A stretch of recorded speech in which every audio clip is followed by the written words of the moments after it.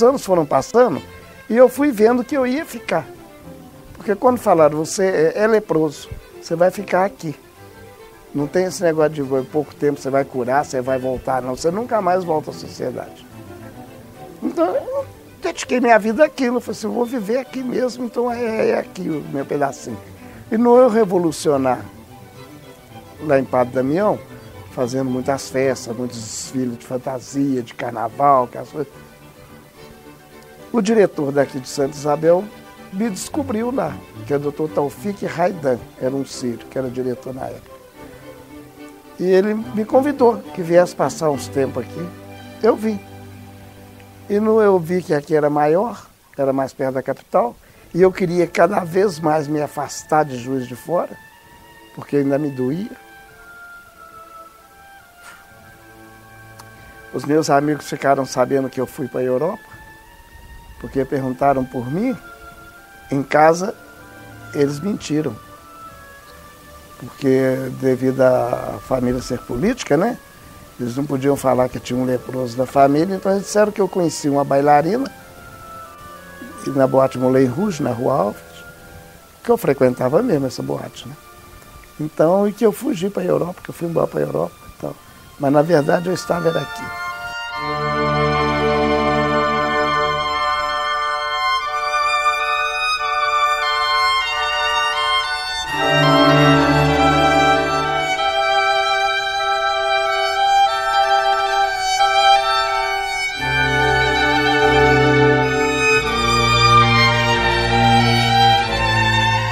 O que é lepra? Vamos pegar primeiro a definição de lepra no Velho Testamento.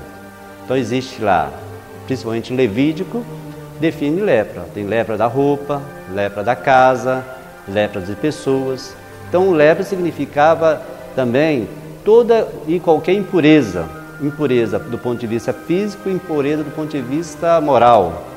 Então várias pessoas eram consideradas leprosas, ele se considerava fora da sociedade. No Brasil, oficialmente, em 1976, esse termo é abolido. Há uma portaria oficializando a mudança do termo lepra para o termo hanseníase. Isso, então, foi consequência de muitas lutas. O que o Mohan vem fazer é implantar essa mudança. Quando o Mohan surge, ele vai ter uma atuação, principalmente nos meios de comunicação, nos escritores, das faculdades, para oficializar esse nome. Não fez diferença nenhuma, porque todo mundo pergunta o que é Hanse. Que é uma coisa que ninguém sabe o que é. Então eles falam, Hanse é a lepra de antigamente. Quer dizer, todo jeito não tem que dar explicação o que é. Não muda nada. Se tiver o preconceito, tem o preconceito.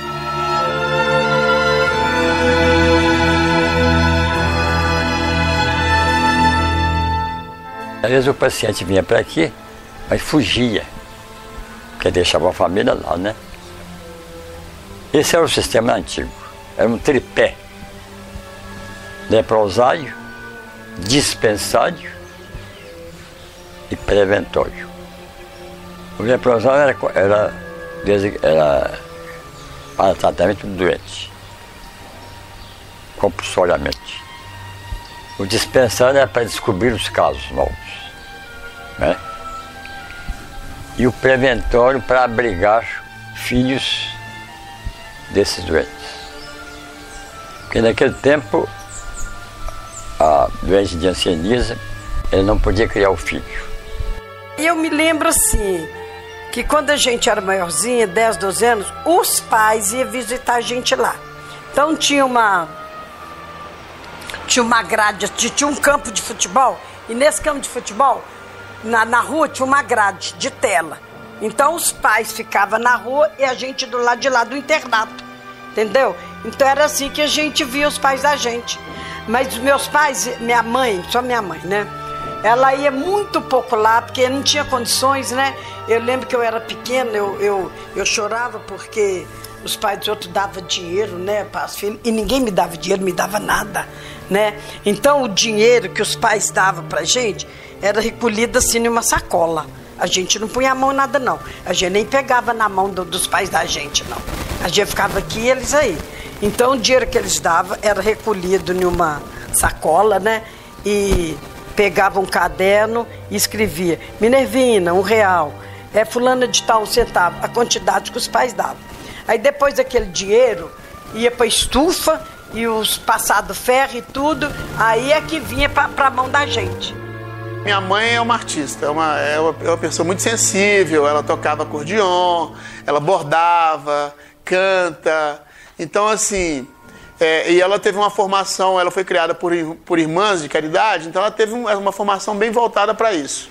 Como a Colônia Santa Isabel é uma comunidade que se formou com o agregamento de pessoas de vários lugares, ela era uma comunidade muito eclética nesse sentido, né? Então tinha intelectuais, tinha músico, tinha pintor, tinha desenhista, todas essas pessoas que foram tolhidas pela doença e foram jogados nessa vala, nessa área comum que era o sanatório. Então isso fez com que, de certa forma, eu tivesse uma convivência muito rica com vários tipos de pessoas, né? Apesar de que a gente vivia num ambiente completamente segregado, completamente isolado do mundo, ele era muito fértil, porque trazia muita gente com muita informação. Os dois primeiros que eu convivi foi o Nenzinho, que ainda hoje está lá em Estrolândia, e o Verganinho, que é o Luiz Verganinho, que faleceu, deve ter uns 10 anos, mais ou menos. E foi interessante porque foi assim... Foi as primeiras pessoas que eu convivi que tinham uma visão do que é ser artista, entendeu? Um artista no sentido romântico da palavra, assim, um pintor que bota a tela no cavalete. Porque até então, na verdade, a arte e artesanato para mim se misturavam muito, né? E com eles eu comecei a ver que existia uma outra maneira de se ver isso, que era, né, que era uma visão de artes plásticas mesmo, né?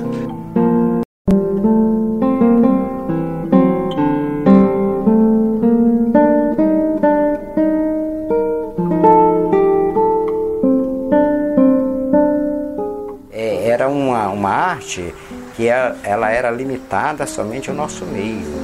Lá para fora não tinha aceitação. Então a gente fazia...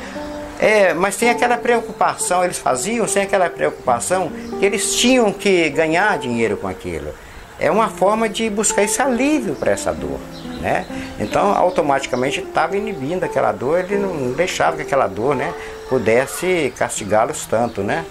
Por que essa arte não tinha aceitação fora da colônia? Não tinha porque as pessoas recusavam tocar naquilo que era tocado pelo Ranceniano. Inclusive vinha pessoas de fora, vendia as coisas aqui, o dinheiro era passado por uma estufa para que as pessoas lá fora não tivessem contato com aquele dinheiro que os rancenianos tinham contato. Hoje acabou, claro, né? Eu estou te contando uma história aí de 40 anos, 50 anos atrás, né? Então não tinha aceitação. E outra coisa também, eles não tinham nem como divulgar, porque o ranceniano interno na colônia, ele se sente como um pássaro num espaço tão pequeno, numa gaiola. Ele não tem contato com o mundo exterior, ele tem aquele mundo interior dele, você entende? E por outro lado vinha também o lado aquele complexo que nós tínhamos, né? Parece que o nosso contato, nós sentíamos assim, o nosso contato com a pessoa que não fosse do nosso meio, nós estávamos nos denunciando, como se em silêncio nós estivéssemos comunicando a uma daquela pessoa: olha, eu sou ranceniano. Hoje eu pinto sobre restos encontrados, madeiras achadas, madeiras rejeitadas. Estava aqui pensando, eu acho que isso tem muito a ver com a minha história e com a história da colônia Santa Isabel. A colônia era um lugar onde se colocavam as pessoas descartadas pela sociedade. E elas deveriam, inclusive tinha um portal antigamente na primeira entrada da colônia, que estava escrito assim: aqui estaremos bem, né? Ou seja, fica aí quietinho que esse é o seu lugar. E num dado momento essas pessoas começaram a ser resgatadas para a vida.